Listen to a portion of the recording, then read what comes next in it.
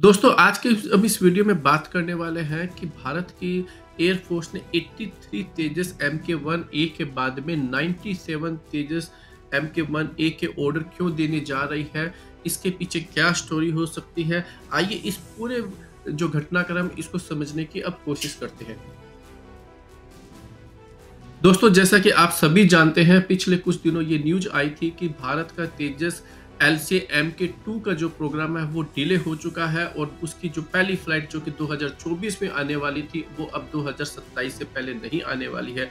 और उसके पीछे का रीजन था दोस्तों कि सरकार ने उसके फंड रिलीज करने में काफी टाइम लगा दिया। उसके पीछे जो है सरकार ने ये कारण दिया कि जब तक GE414 जो इंजन की टेक्नोलॉजी ट्रांसफर का एग्रीमेंट नहीं हो जाता है तब तक वो फंड रिलीज नहीं करेंगे।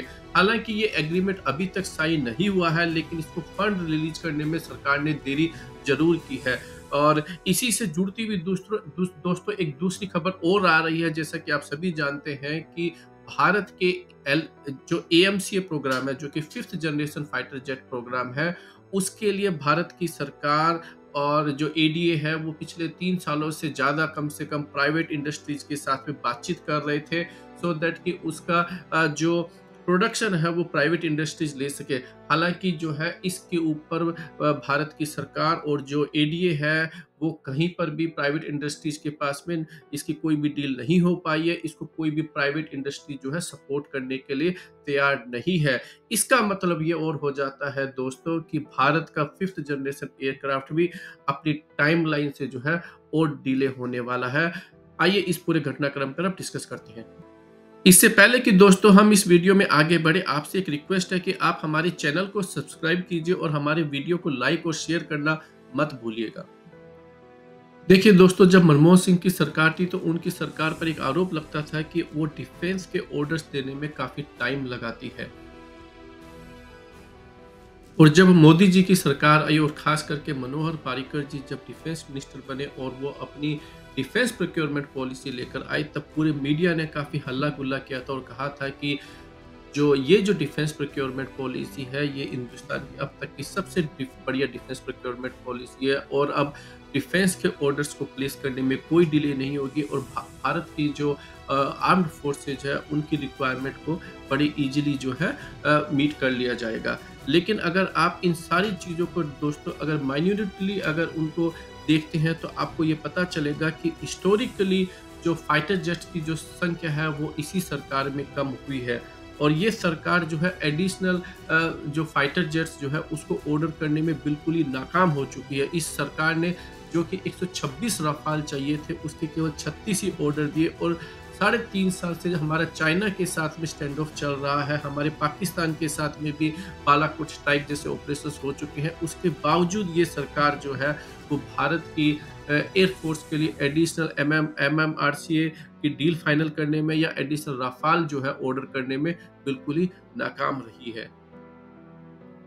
और हम सभी जानते हैं दोस्तों, भारत की एयरफोर्स हमेशा से LCA MK1 के ऑर्डर देने से हिचकिचाती रही है और उसने 2021 में आखिर में जाकर 83 तेजस MK1A के ऑर्डर करे और जो कि 404 इंजन से जो है उसमें यूज किए जाते हैं। और हम सभी को पता है कि 404 इंजन जो है अंडर पावर इंजन है और इसके बावजूद भारत की सरकार 97 LCA MK1A के जो है एडिशनल ऑर्डर करने जा रही है।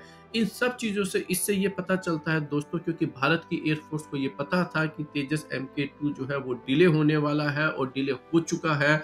और इसी के साथ में उनको ये भी पता था कि 3 साल से AMC की जो प्राइवेट इंडस्ट्री के साथ जो बातचीत है वो कहीं आगे नहीं बढ़ रही है और भारत की सरकार एडिशनल राफाल जेट के ऑर्डर करने में भी पूरी तरह से फेल हो चुकी है। और 5th generation fighter jet aircraft जो कि F-35 है अमेरिका से लेने के अंदर उसके अंदर भी जो है असमर्थ रही है। तो कुछ नहीं मिलने से अच्छा तो है कि कुछ तो मिले।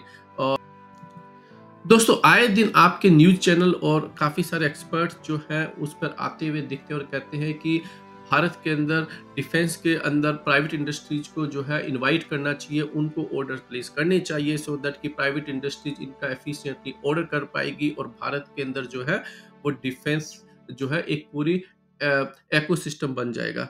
लेकिन देखो दोस्तों, भारत एक ऐसी कंट्री है जहाँ पर हम ऑर्डर भी प्राइवेट इंडस्ट्री को देते हैं, पैसे भी प्राइवेट इंडस्ट्री को देते हैं, टेक्नोलॉजी भी अपनी डीआरडीओ, एडा और एचएएल जैसी कंपनियों से डेवलप करवा के उनको टेक्नोलॉजी भी देते हैं, और फिर हम उनसे रिक्वेस्ट करते हैं कि आपको हम पैसा भी दे देते हैं, आपको हम टेक्नोलॉजी भी दे देते हैं, और आपको हम ऑर्डर भी दे देते हैं, और अब आप जो है हमें ये बनाकर दे दीजिए। ये सिर्फ भारत में ही होता है दोस्तों, बाकी की कंट्रीज के अंदर प्राइवेट इंडस्ट्रीज के जो लीडर होते हैं वो खुद जो है देश के अंदर क्या रिक्वायरमेंट है उसको आइडेंटिफाई करते हैं, अपने खुद का पैसा लाते हैं और पैसा अरेंज करते हैं, उसके बाद में टेक्नोलॉजी डेवलप करते हैं और देश के विकास में भाग लेते हैं। हमारे यहाँ पर दोस्तों जो हो रहा है वो उसको technically in foreign term, in western countries उसको हम क्रोनिक कैपिटलिज्म बोलते हैं।